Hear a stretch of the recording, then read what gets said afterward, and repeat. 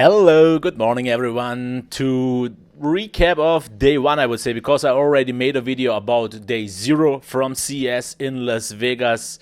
And since this is more supposed to be kind of a vlog, even though you don't really see me making a lot with the camera, what I wanted to do is just tell you how I see from what a kind of perspective and so on. And by the way, in case the background looks a little bit too cold and I look a little bit too warm, I just had to do it because of the lights here. It's still not bright enough out there, but I can actually show you this already just so you get a little bit of a glimpse in case you maybe don't follow me on Instagram. So let's actually do this. So if you follow me on Instagram, you maybe saw this. It's a little bit overexposed right now. Didn't really change the ISO. So you see a little bit of the mountains, you see the hotel, and then you see this construction site, which does not really bother me. I mean, I hear it, and I hope you don't hear it so much on the video, because it is distracting a little bit. So I guess it will distract me throughout this video quite a bit, which it definitely did in the German video. But yeah, I'll do my best. And I would say I would actually start off with where I left day zero, which was editing and making the video number one. And once again, actually a big shout out to Dell, who invited me, who sponsored this trip with the hotel and the flight. I've already talked about that. That wasn't cheap. So where am I left off? Well, I actually woke up very early that day, made the video, and then I had a little bit of time left. So I was at around 10 at my appointment, the Dell announcement, which obviously I have to go to if they invite me. That's the least I can do. But I was like a little after 9 there, waited until 10, and then I have to say, and I'm not saying this because of Dell and they're sponsoring me, but I have to say this was, and I wasn't on many events like these press announcements and so on, but this was easily by far the best, because it was actually very believable. It backed up all the marketing claims, which actually they didn't really use, with actual facts and things that just sounded like they are. And the one great thing, I think that was a smart decision, Aisha Taylor. I mean, you maybe know her as the voice from Archer, Alana, and also maybe from Friends. She also does a lot of other stuff. She's also directing and producing and also obviously acting. And she did a really great job. I mean, she kind of had the role of a gaming fangirl and such. I'm not quite sure if that's true. I don't really follow her otherwise, but it was fine. I mean, obviously there is some acting going on, but I have to say that even if they maybe kind of pre-did the whole thing and checked it, everything felt very natural, especially also the interaction with the guys from Dell, Alienware, who kind of made those press statements and so on. It felt very believable, very natural. She was actually very funny. The jokes didn't feel though unnatural though. And in case something looks a little bit unnatural, like I said, if there is a little bit of shimmer going on, that's just the way it is. And I'm using this mic because it's just a little bit easier to edit this later on. So that was that. They announced quite a few products, even though I'm not gonna make this video about those products, because this is kind of supposed to be more of a vlog or a recap. I will actually cover those in a separate video for Dell especially and some other brands that I visited. I just want to let you know from my perspective how I've seen day one. And I was on this press announcement. Then later on at around, I think it started at 11 until like a little over or a little bit before 1. I was at the show floor. I've made photos and videos. I actually didn't that many made videos. I made like 2 videos and quite a lot of photos, which half of them were blurry because I didn't really properly use my Fuji, didn't really know how to set up the autofocus, and it did not work out well. So I made some footage there, talked a little bit with some reps there.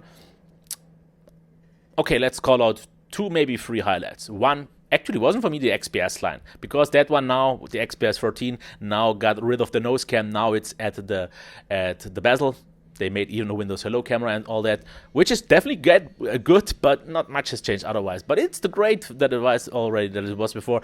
Still minus the USB type A port, but I'm actually talking about that in my interview, which I will get also into that later. But no, for me, my highlight in terms of laptops was actually the Dell Inspiron 13-7000, because that one now, I mean, it's a 2x1 device, has pretty good specs. It had even a 4K display, and it had an option, or not, yeah, the Black Edition has just that. It has a kind of tray or for the stylo inside the hinge.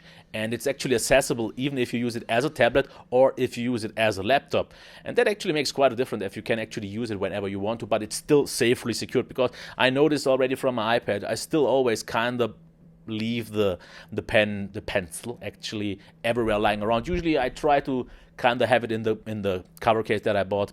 And sorry, like I said, the background is distracting me quite a lot. But that was that. Then I had like half an hour maybe spare time before my interview with the Vice President of Consumer Design, which was Justin Lyles. And I hope I didn't get that wrong. I'm a little bit confused right now. But I'll get to that. And maybe you have seen that interview actually.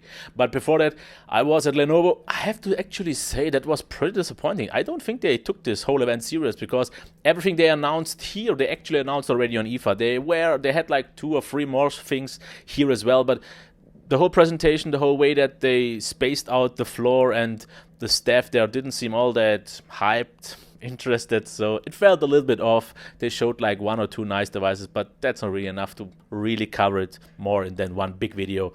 And then I had my interview with the VP of Consumer Design, and I have to just say, and I said this in the video, this was my very first interview ever, and therefore I think it actually worked out quite fine. I mean, I made some rookie mistakes. Angle was a little bit odd.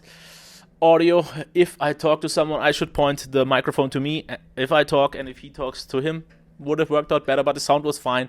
And some autofocus issues, not a whole big deal. But in general, I have to say, I got some feedback from some of the viewers, also German ones that watch it, because obviously it was in English.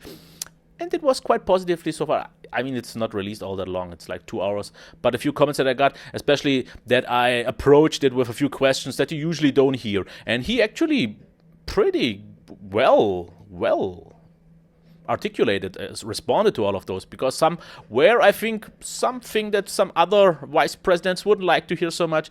Things like the Alienware, the PC secret shopper from Linus Tech Teams and so on. But he gave great answers. They made a lot of sense. Obviously, you won't always hear the complete full truth, because it's still the representative and they have to kind of show the best possible side. But it was actually pretty nice to see how they see the approach in terms of competition, even their own competition inside and so on. So that was pretty interesting. I mean, you have to also consider this was my very first interview, like I said, and therefore I was quite nervous. I had prepared some questions and so on, but due to my memory, I sometimes wasn't quite sure what I wanted to ask, because I still listened to him. I actually completely missed the part that he mentioned Xiaomi, because I checked my notes, and therefore, because that was something that I would have really liked to have asked him. But that was that. Then I was pretty much already done with Dell. Checked out the floors, and what I like to call the cellar, which wasn't really a cellar, because I think it was the ground floor. There was like a huge floor, and once again this shows me of how big just the Venetian is and everything pretty much in the US in general. But there was one big floor with so many stands, and all of them were like maybe 2 by 2 meters, if at all, so pretty small. And they had like one product that they showcased, and a lot of garbage was there. I mean, it's actually a good thing, because you need sometimes all those garbage brands to have maybe one gem beneath of those, so it's legit. But I didn't really bother too much, because it was actually overwhelming. And what I actually didn't realize is that CES is not just the Venetian. What I thought like 90% or 80% is in the Venetian, because I think I've heard a lot of stuff is also kind of spread around, but for example, all the big outlets get personal invites in press meetings in smaller rooms where they get the show and the stuff, and they can easily make their footage and so on. Don't have to be in a crowded room like I was, for example. And I was wrong, because then I, for example, noticed when I was done with that hall that there is a south hall, and I asked where oh no, that's not here, that's only Venetian, must be in another hotel.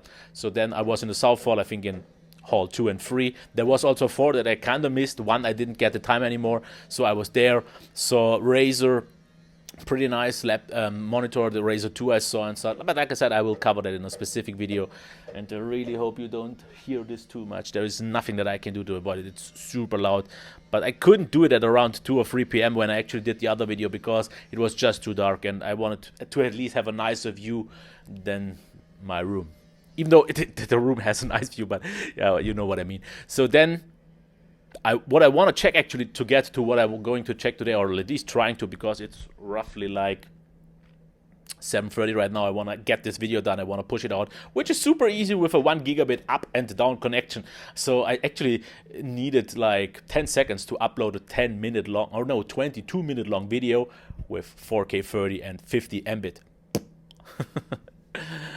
And actually I didn't even address something, but yeah, it doesn't really matter because I'm actually still in my PJs here and in my shirt that I slept with because it's still early in the morning. I have to get ready to actually get stuff done.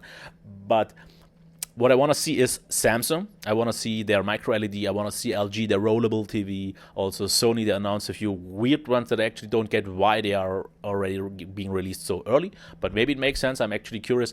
And one thing that I definitely learned, because I had no plans what I'm going to check. And due to the sheer vastness of the size here, it's wrong. Because I was kind of wandering all around and I had no proper plans. I found a few cool shops, like for example, I mean brands like Jabra, Sennheiser. One more I finally saw, checked some of the products and so on. But then I wanted to actually go to the Showstoppers event because that's actually a pretty interesting thing. So where I was, you could see the Wynn Hotel where the Showstoppers was, and it didn't look far off, but because everything in the US is so big, it's actually far away, even though it doesn't look like it. So I took the bus. There were these kind of shuttle buses, and it needed like 40 minutes due to a lot of traffic. But I still have to say that the traffic here is very civil, even though there was a lot of it going on. So Showstoppers event.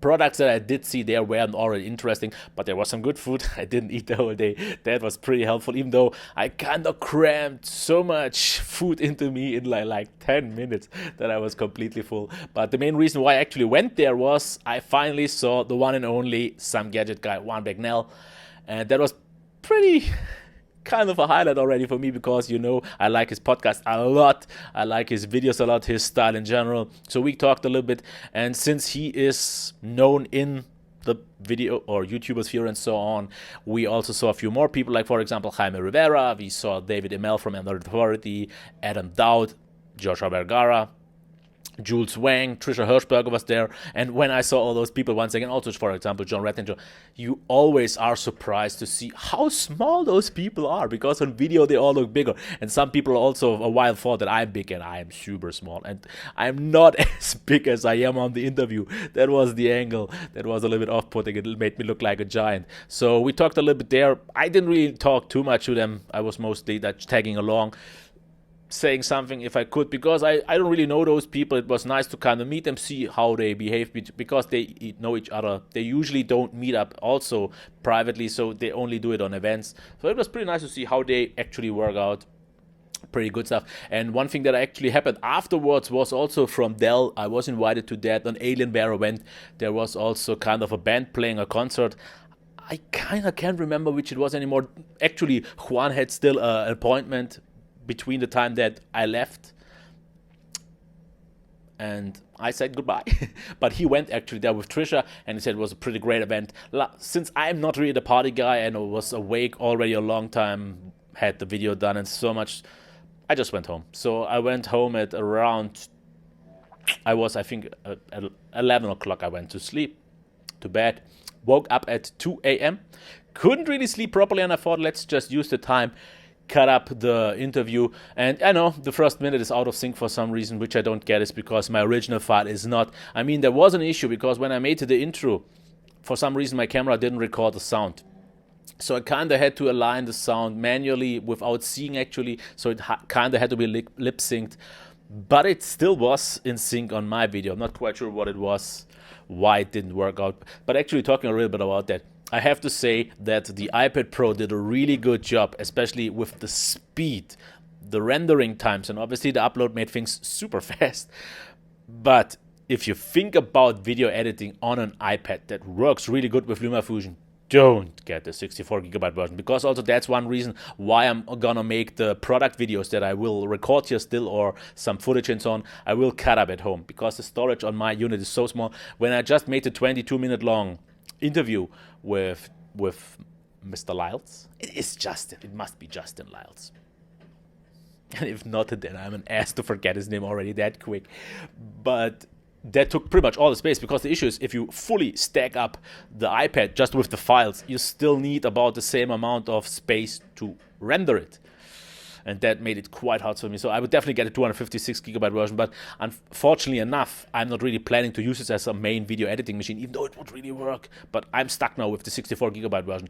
And about the Fuji X-T3, well, I hope it worked out quite well here. I mean, I had some smaller issues on the interview with the autofocus because I think it locked on sometimes on my face. I should have locked it on his face.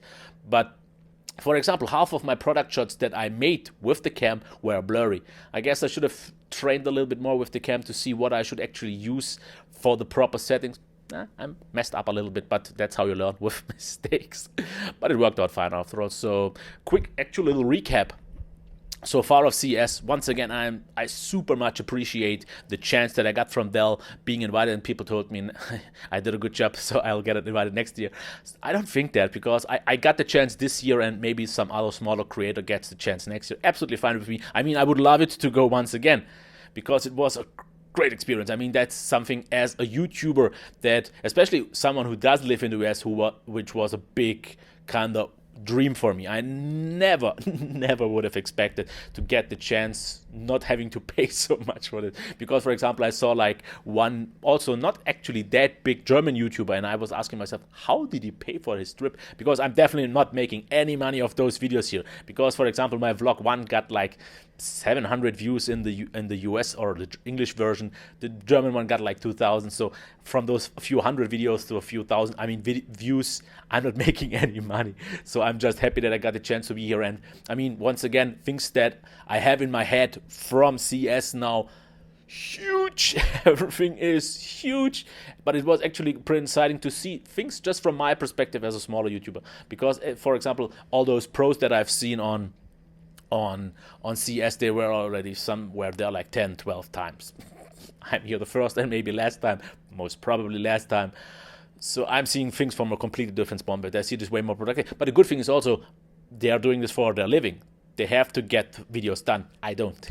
I made a few videos, and I will make a few more footage. I will talk about it, but for me it's the experience, the fun that I've seen CES, because it actually wasn't so much about the tech. CES didn't really announce so many new stuff and so on. But I don't want to stretch this any longer than I already did in the German one, because I'm already over it. I hope you liked the content here. I mean, yeah, pretty boring view once again, because I'm not the artistic guy who can make these kind of pans and B-rolls and kind of make these time skips and so on. I mean, it's cool to watch, but I just can't do that. So I hope this was still interesting for you to see how a smaller YouTuber sees things, how I experienced it, and I have to say it was an absolutely memorable experience. One that I won't forget, especially since I'm a huge fan of tech, but also of the US and tech in the US, and meeting, for example, people like Juan. Win-win. Okay, so I hope you liked it. Maybe leave it a thumbs up, and until next time, bye.